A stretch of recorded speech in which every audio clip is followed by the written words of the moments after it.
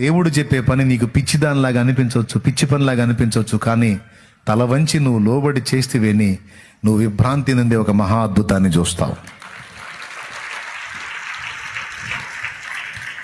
అవి కొంచెం కష్టంగా అనిపిస్తాయి, అసాధ్యంగా అనిపిస్తాయి. ఇట్లట్లా ప్రభువా ఇది ఎలా సాధ్యం అని అనిపిస్తుంది నీకు. అయినా సరే అడ్డు చెప్పకూడదు. అయినను నీ మాట చొప్పున నేను చేస్తా తండ్రి. కొన్నిసార్లు ఎలా ఉంటాయంటే ఆయన మాటలు మరీ పిచ్చితనంగా అనిపించవచ్చు నీకు. మనం దేవుడి చిత్తం ఎంతవరకు వింటామో తెలుసు, ఎంతవరకు చేస్తాం. మనకు కంఫర్ట్గా ఉన్నంత వరకు చూస్తాం. మనకు కొంచెం ఇబ్బందిగా ఉందంటే ప్రభువా అది కొంచెం కష్టం నాయనా అని మనం దేవుడికి ఎదురు వస్తుంటాం. జీవితాలు ఇలా ఉంటాయి. నేను నిన్ను నడిపిస్తాను, నేను నిన్ను నిలబెడతాను. నా మాట చొప్పున చేయటానికి నీ మనసుని బలపరుచుకో, దృఢపరుచుకో.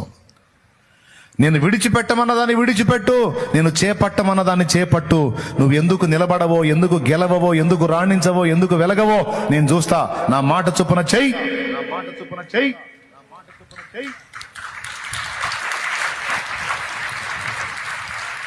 కానీ నువ్వు చేయవు.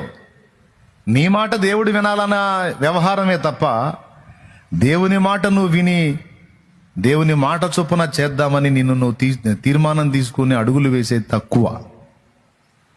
దేవుడు అంటాడు, ఎందుకు నీ వైఫల్యం అంటే నా మాట చొప్పున చెయ్యని కారణం చేతనే. నీ మనసుకు తోచినట్టే చేస్తా ఉంటావు.